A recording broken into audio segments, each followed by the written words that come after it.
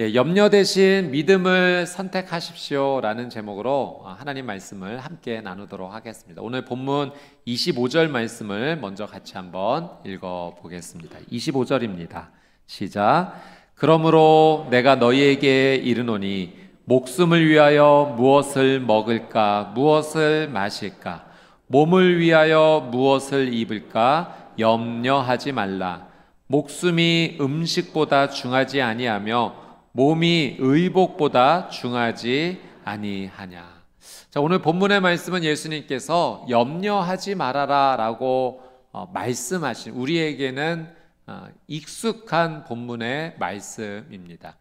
여기서 염려하다라는 이 헬러 단어의 원어 의미를 살펴보면 나누어지다, 분열되다, 이런 의미가 담겨 있습니다. 그러니까 나의 마음이 나뉘어지고 분열되는 것을 염려라고 표현을 한 거죠. 근심입니다.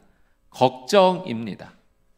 내 마음이 나누어져서 근심과 걱정과 염려의 삶을 살아가는 것, 예수님께서 그렇게 하지 말아라 라고 말씀을 하셨다는 거죠.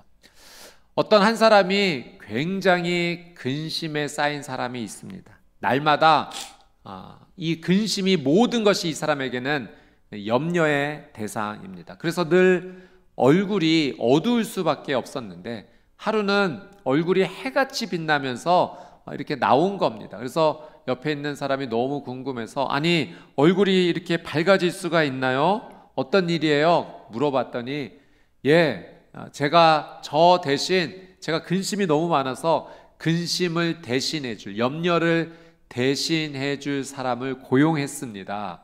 아니 어떻게 그런 사람을 고용할 수 있었어요? 제가 신문에 광고를 냈는데 저 대신 근심, 걱정, 염려를 대신해 준다면 하루에 100만 원 수고비를 드리겠습니다. 광고를 냈더니 고용하게 됐습니다. 아니 하루에 100만 원이요? 그거 어떻게 그렇게 큰 돈을 내시려고요? 이제 그 걱정은 이제 그 사람이 할 겁니다. 여러분, 나 대신 근심, 걱정, 염려를 누군가 대신 해준다면 그 근심, 걱정, 염려 사라지는 겁니까? 그렇지 않습니다. 우리의 삶을 이렇게 보면 늘 나를 걱정하게 만드는 일들이 파도처럼 밀려오는 것을 보게 됩니다. 그 작은 파도 뒤에 큰 파도가 덮치듯이 이 작은 문제 하나 이제 해결하나 싶으면 또 큰 문제가 내 삶 가운데 밀려오는 것을 경험하게 됩니다. 여러분, 염려한다라고 하는 것은 죄일까요?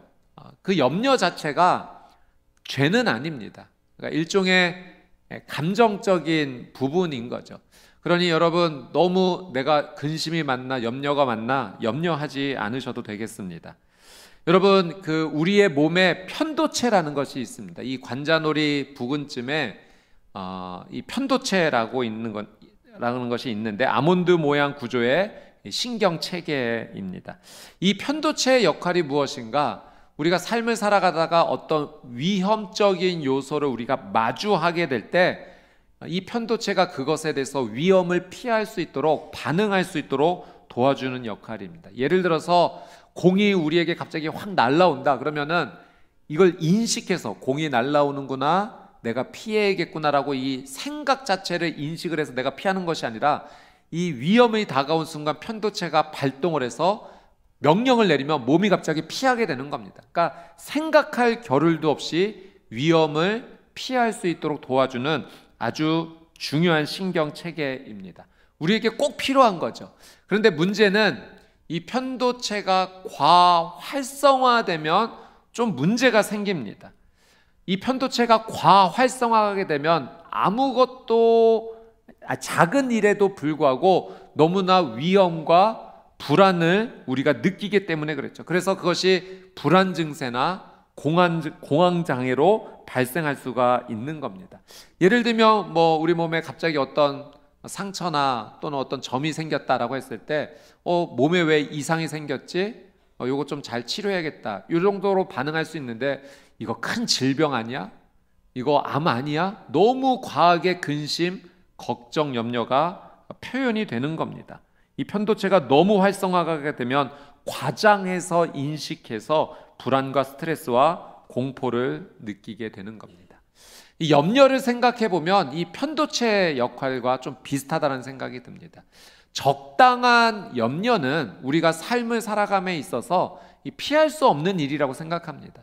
우리의 삶 속에서 늘 문제가 있으니 적당한 염려는 필요합니다. 이 염려가 올바른 기능, 편도체가 올바른 기능으로 작동하듯이 우리에게 그렇게 작동이 된다면 우리에게는 분명히 도움이 될 겁니다. 예를 들어 우리 학생이 이제 시험을 앞두고 있다고 한다면 시험 앞두고 근심, 걱정, 염려가 되지 않겠습니까? 그게 올바른 염려라면 어떻게 반응합니까? 내가 시험을 잘 준비해야겠다. 공부를 하게 합니다. 그러니까 올바른 염려는 내가 오히려 성장할 수 있는 계기가 되는 것입니다. 올바른 염려는 우리의 삶 가운데 필요함을 느끼게 되는 거죠. 자, 그렇다면 왜 예수님은 오늘 말씀에서 염려하지 말아라, 왜 이 말씀을 하셨을까요? 그러니까 예수님의 이 말씀은 단지 삶을 살 때 어떤 일이든 절대 걱정하지 말고 살아라, 이런 의미가 아닐 겁니다. 그러니까 예수님의 염려하지 마라, 이 말씀에는 분명한 의도가 있는 말씀일 겁니다. 자, 그런 의미에서 우리 25절 말씀을 우리 한 번 더 같이 읽어보도록 하겠습니다. 25절입니다. 시작.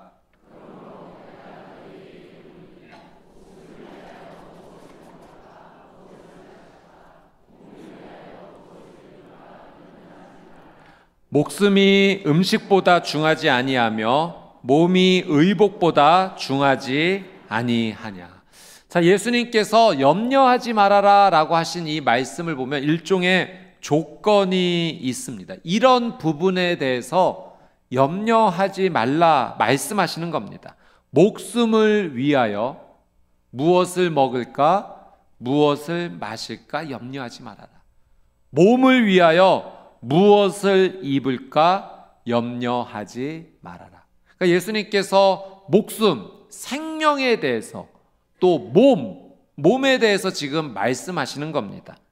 이 목숨과 음식, 몸과 의복을 지금 비교하면서 지금 질문을 하시는 건데요. 이런 겁니다. 목숨이 있고 음식이 있는데 뭐가 더 중요하냐 질문하는 겁니다. 몸이 있고 옷이 있는데 뭐가 더 중요하냐 질문하시는 거죠. 제가 여러분에게도 한번 질문을 드려보겠습니다.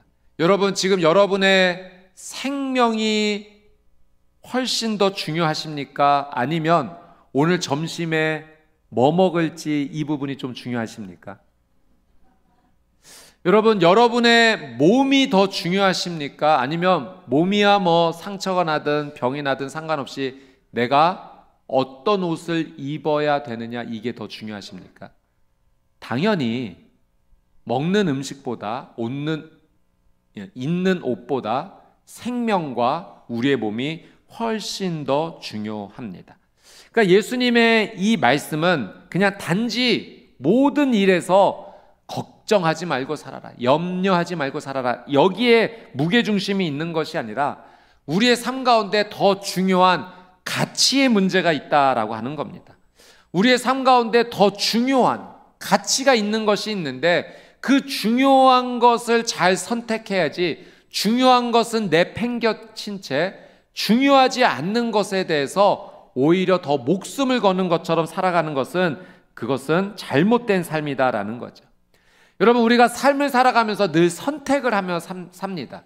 우리의 삶의 연속이 선택의 연속이죠. 그런데 이 선택을 함에 있어서, 결정을 함에 있어서 결정을 할 수 있는 이유는 우리가 중요하게 여기는 가치가 있기 때문에 그렇습니다. 나는 이게 조금 더 중요하다라고 느껴져 라고 생각하기 때문에 그걸 선택하는 겁니다. 삶의 갈림길에서 오른쪽 왼쪽에 나왔을 때 어느 쪽을 선택하든 중요한 가치를 느끼는 부분을 선택하게 되죠. 아주 사소한 부분이라도 중요한 걸 더 잘 선택합니다. 여러분, 예를 들어서 중국 음식점에 가서 짜장면을 먹을지 짬뽕을 먹을지 여러분 어떻게 결정하십니까? 그날 여러분의 마음이 나는 짜장면의 그 달콤한 맛이 더 끌려, 그럼 짜장면 선택을 하는 겁니다. 그게 중요하게 여겨졌기 때문에. 그러나 나는 짬뽕에 얼큰한 국물이 더 먹고 싶어라고 한다면 말할 것도 없이 그렇게 선택을 하는 거죠. 내 인생에 어떤 가치를 중요하게 여기느냐에 따라서 우리의 선택이 달라지는 겁니다. 여러분, 제가 초등학교 3학년 때 일이 하나 생각이 나는데, 학교에서 비행기 날리기 대회에 참여할 그 학생을 이제 모집을 했습니다. 이제 행글라이더 또는 고무동력기 이런 비행기 만들어서 이제 참여하는 대회인데, 제가 그때 뭐 만드는 거 이런 거 굉장히 관심 많아서 저 꼭 하고 싶습니다 대회를 신청을 하게 되었습니다. 근데 나중에 문제가 있는 걸 그 어린 나이여서 뒤늦게 알게 됐는데, 대회 참여 날이 일요일, 주일이었습니다. 그러니까 대회를 참여하면 교회를 못 가는 겁니다. 교회를 가려고 하면 대회를 참여를 이제 못 하게 되는 상황에서 이제 어떻게 선택해야 되나, 어머니에게 엄마에게 가서 이제 상의를 드렸더니 네가 참 정신이 없는 아이구나 혼났습니다. 주일엔 예배 드려야지 무슨 대회를 나가 하면서, 뭐 그 정도 되면은 어머니가 이제 학교에 전화해서 그 아이가 좀 뭐 상황이 이러해서 신청을 했는데 못 하게 됐습니다. 말씀해 주실 법한데 저한테 직접 가서 선생님에게 네 입술로 주일에는 교회 예배 드리러 가야 됩니다. 대회 못 나갈 것 같습니다. 말씀을 그렇게 하라고 시키신 겁니다. 제가 순종했습니다. 선생님께 가서 말씀드렸더니 너무 신기하게 어머니에게 들었던 말을 똑같이 해주시더라고요. 네가 참 정신이 없는 애구나. 네. 혼났습니다.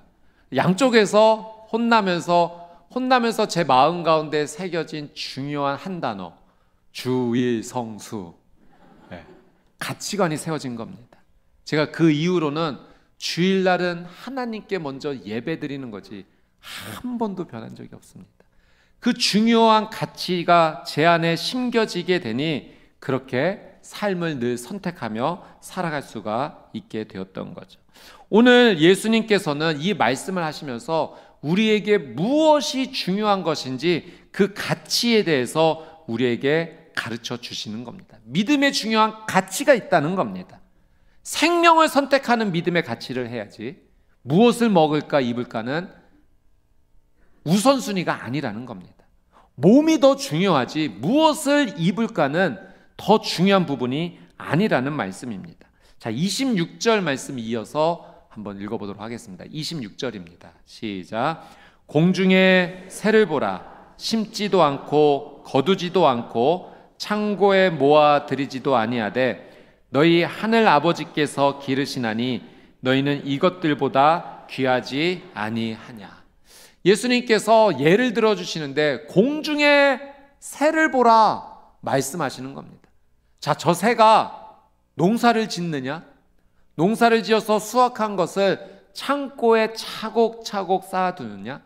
그렇지 아니한데 그래도 저렇게 생명력 있게 살아가고 있지 않느냐? 그건 하나님께서 저 새에 대한 생명을 지켜주시기 때문이다. 돌보시기 때문이다. 그러면서 예수님께서 이 말씀 가운데 강조하신 것은 하늘 아버지라는 표현을 쓰신다는 거예요. 저 공중의 새는 하나님의 자녀가 아니다. 하나님의 자녀가 아님에도 불구하고 하나님께서 이렇게 생명을 지켜주시고 돌보아 주신다면 너희는 하나님의 자녀인데 하나님께서 얼마나 사랑하시고 얼마나 지켜주시고 그 생명을 어떻게 하나님께서 지켜주시겠느냐, 지금 그 말씀을 하시는 겁니다. 우리가 깨달아야 될 중요한 본질이 하나 있는데 그것은 내가 하나님의 자녀라는 사실을 절대 잊지 말라는 겁니다.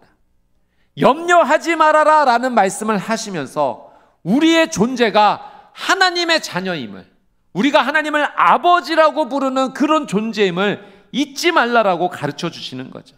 자, 이어서 27절 말씀 한번 읽어보겠습니다. 시작. 너희 중에 누가 염려함으로 그 키를 한 자라도 더할 수 있겠느냐? 염려한다고 키가 자라겠느냐?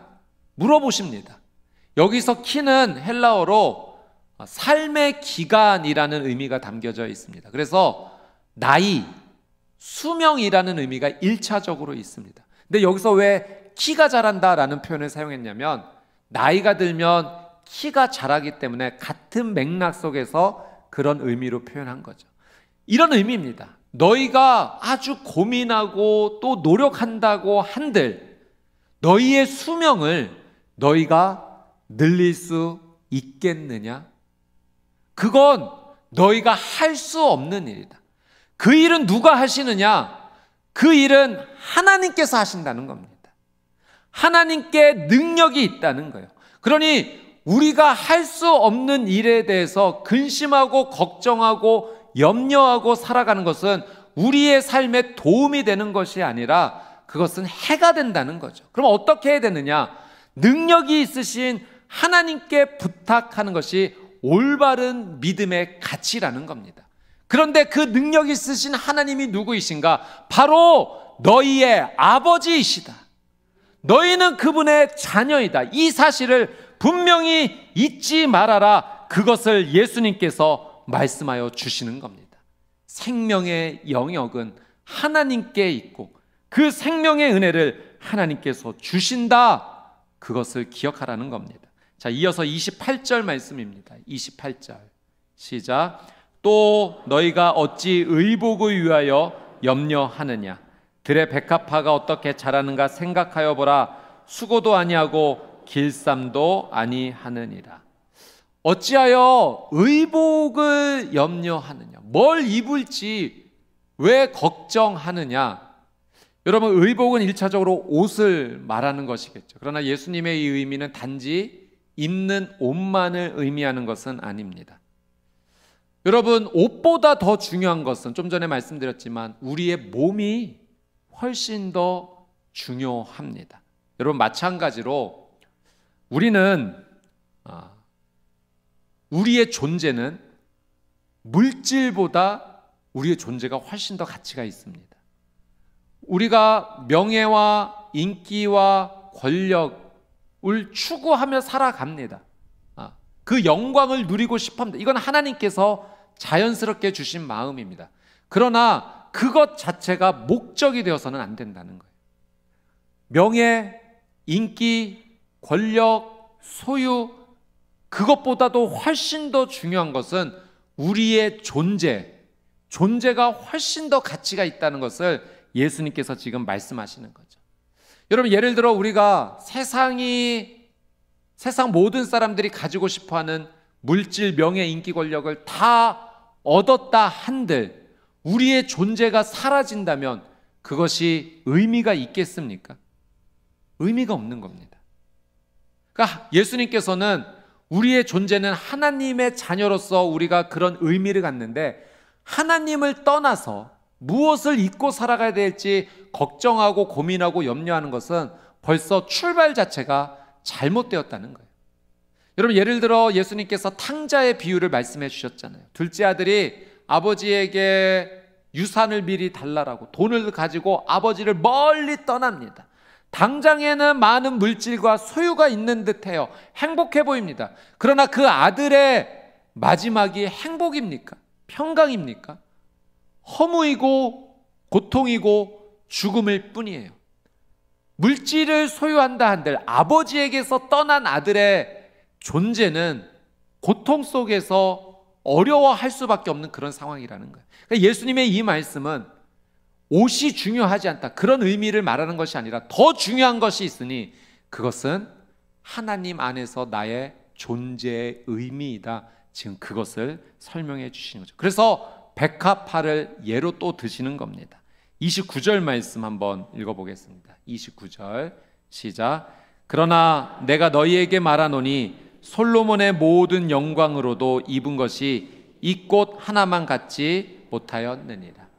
여러분, 예수님이 말씀하신 이 백합화는 당시 갈릴리 해변 주변에서 예쁘게 피어있는 들꽃입니다. 야생화입니다. 근데 이번에는 공중의 새를 먼저 예로 드셨고 이 흔하게 볼 수 있지만 이 예쁜 꽃을 예로 드시면서 솔로몬이 입은 영광보다 이 꽃이 더 중요하다라는 말씀을 하시는 겁니다. 여러분, 솔로몬은요 당시에 가장 큰 부자였습니다. 그리고 솔로몬은 다른 사람이 갖지 못한 지혜와 지식도 참 많았습니다. 그는 왕이었습니다. 명예, 인기, 권력 다 가지고 있던 사람입니다. 여러분, 객관적으로 그냥 세상적 관점에서 봤을 때 그 최고의 부자가 입는 옷과 꽃 한 송이를 비교해서 말하면 세상적 관점에서 무엇이 더 중요하다고 말하겠습니까? 당연히 솔로몬이 입은 그 옷이 화려하고 멋지다라고 말할 겁니다. 그런데 왜 예수님은 그 솔로몬이 입은 영광의 옷보다 이 야생화, 백합화가 더 중요하다라고 말씀을 하시는 걸까요? 여러분, 솔로몬은 세상에서 가질 수 있는 모든 것을 다 가졌지만, 예를 들어 그 모든 것을 다 가졌다 한들 그 존재가 죽은 존재라면 지금 하나님의 보호 속에서 생명으로 살아가고 있는 이 꽃보다 중요하다고 말할 수 있느냐? 그럴 수 없다는 겁니다. 아무리 많은 것을 소유한다 한들, 이 세상의 모든 영광을 가지고 있다 한들, 하나님을 떠나서는, 하나님을 떠나 있다면, 생명이 없다면, 죽음의 존재라면 꽃 한 송이, 생명이 있는 꽃 한 송이보다 낫다라고 말할 수 있느냐? 결코 그럴 수 없다는 겁니다. 예수님은 무엇이 더 중요한 가치인지를 말하는 거예요. 이 세상에 하나님을 떠나서 추구하는 것이 가치가 있는 것이 아니라 가장 우선적인 것은 하나님과 연결되는 것이 무엇보다도 중요하다라는 것을 설명하시는 겁니다. 자, 30절 말씀 같이 읽어보겠습니다. 시작. 오늘 있다가 내일 아궁이에 던져지는 들풀도 하나님이 이렇게 입히시거든 하물며 너일까 보냐 믿음이 작은 자들아.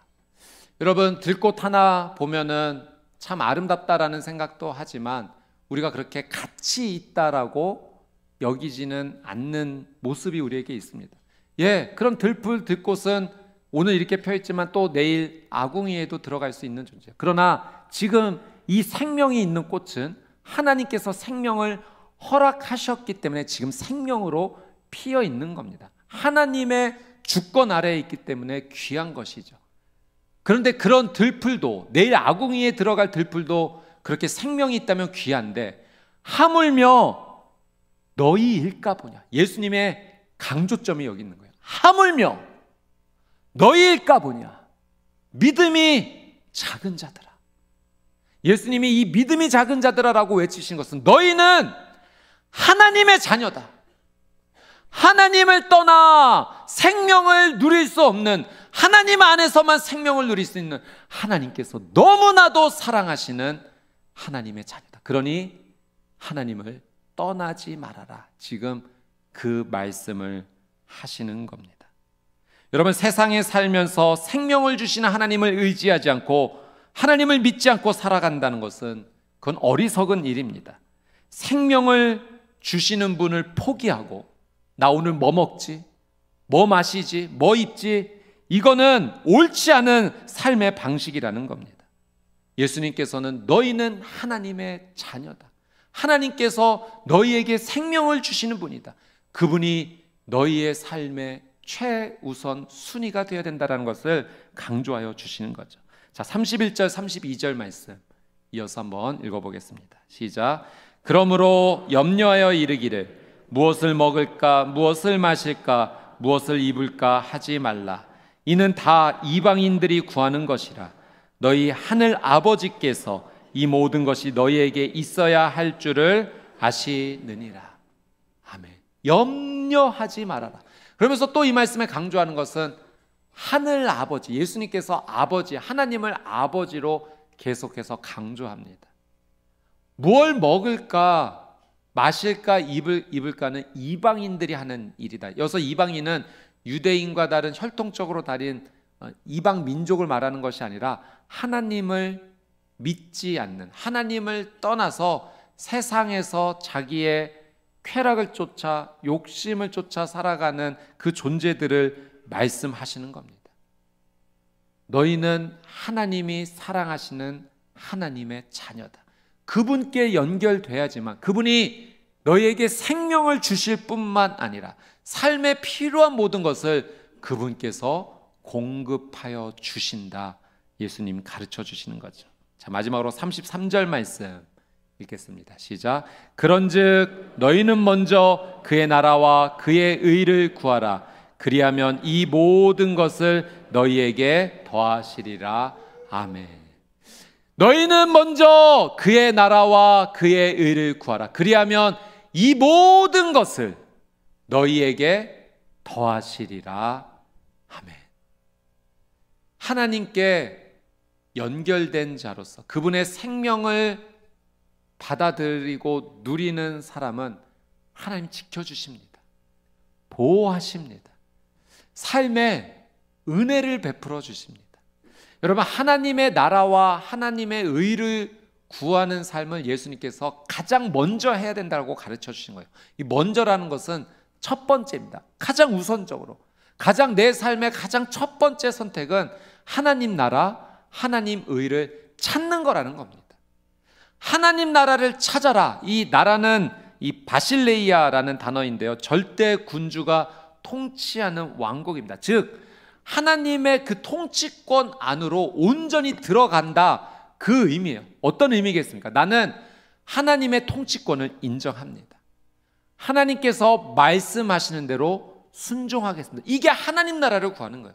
하나님을 나의 왕으로 인정하고 하나님을 나의 아버지로 인정하면서 그분의 원하시는 뜻대로 나는 그분의 통치 영역 아래서 순종하며 살겠습니다.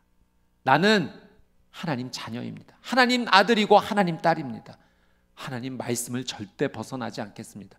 그것이 하나님 나라를 구하는 삶입니다. 하나님의 의를 구한다는 것도 같은 의미입니다. 하나님과의 관계를 끊지 않겠다는 거예요. 하나님께 가까이, 더 가까이 나가 하나님의 성품을 닮아 하나님의 의를 쫓아서 나도 그런 의로운 삶을 살겠습니다. 여러분, 하나님께서는 정의를 행하며 인자를 사랑하라.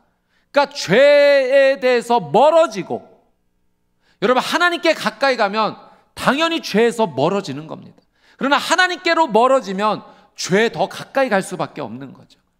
하나님의 의를 구하는 것은 하나님과의 관계를 유지하며 죄로부터는 멀어지고 나의 삶 가운데 하나님께서 기뻐하시는 사랑의 삶을 살아가는 것.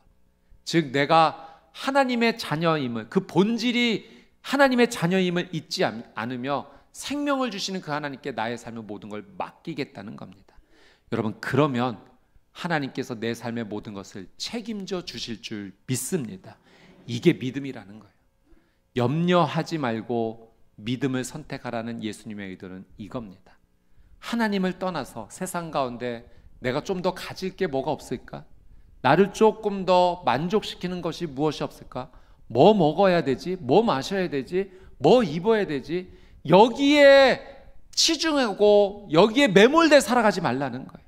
이것보다 더 중요한 것은 내가 하나님의 자녀로서 하나님께 연결된 그분이 나의 생명의 주관자이시고 그분이 나를 사랑하신다는 사실을 분명히 알고 믿음으로 그분께 내 삶을 전적으로 맡기며 의탁하며 살아가는 것.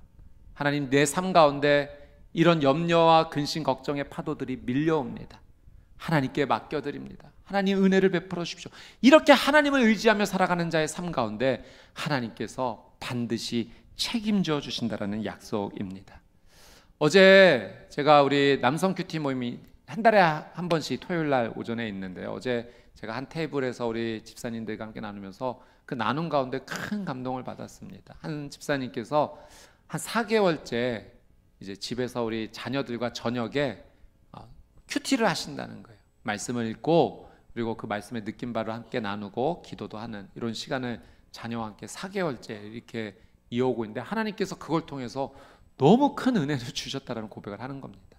이 집사님은 이제 자녀를 향한 이제 기도의 제목이 있는데 자녀 가운데 한 명이 학교 가는 걸 그렇게 힘들어 했답니다. 자존감도 많이 내려오고 학교에 가서 이 기쁨과 즐거움을 누리지 못하는 거예요. 친구들과의 관계도 어렵고 선생님과의 관계도 그러하고. 근데 이 큐티를 하면서 이 자녀도 이 부분에 대해서 하나님께 기도하면서 하나님께 은혜를 받기 시작한 겁니다. 자녀의 고백이 하나님께서 내 기도 들어주셨어요. 완전히 바뀌게 되었다는 거예요. 학교가 가기 싫은 곳이 아니라 가고 싶어진 곳이 된 겁니다. 예전에는 학교 내일 안 간다 그러면 그날 저녁이 너무 좋아했고 다음날 학교 간다 그러면 완전히 풀이 죽어서 완전히 그렇게 쓰러져 있었는데 이제는 학교 가는 게 너무 즐거워서 한 번은 이제 부모님이 자녀와 함께 여행 계획을 세웠는데 자기는 안 가겠다고 말한 겁니다. 왜냐하면 학교 가야 돼서 이거는 이제 방학 때 가자라고 제안할 만큼 완전히 회복된 거예요. 자존감도 올라오고. 그러면서 하나님의 말씀 앞에 기도하며 나갔을 때 그 자녀의 인생을 하나님께서 만져주시고 회복시켜 주시는 것을 함께 나누어 주셨습니다. 여러분, 이것이 너희는 먼저 그의 나라와 그의 의를 구하라. 그리하면 이 모든 것을 너희에게 더하시리라. 하나님의 은혜가 임하는 삶입니다. 여러분, 어디에서 우리 자녀의 이 고통과 문제의 어려움이 해결될 수 있겠습니까? 이게 물질로 해결될 일이겠습니까? 어떤 방법으로 해결될 일이겠습니까? 우리는 하나님의 자녀입니다. 이 사실을 예수님이 분명히 잊지 말라고 하세요. 공중의 새, 들에 핀 꽃, 자녀가 아닐지라도 하나님께서 이렇게 보호하시는데 하물며 너희일까 보냐, 믿음이 작은 자들아, 너희는 하나님의 자녀들이다. 하나님을 떠나지 말아라. 무엇보다 하나님을 먼저 선택하는 삶이 되어라. 그분께 기도하고 그분을 붙잡으면 그분이 너의 삶을 인도해 주시고 보호해 주시고 생명으로 함께하여 주실 것이다. 염려 대신 믿음을 선택하는 저와 여러분의 삶이 되시기를 주님의 이름으로 축복합니다.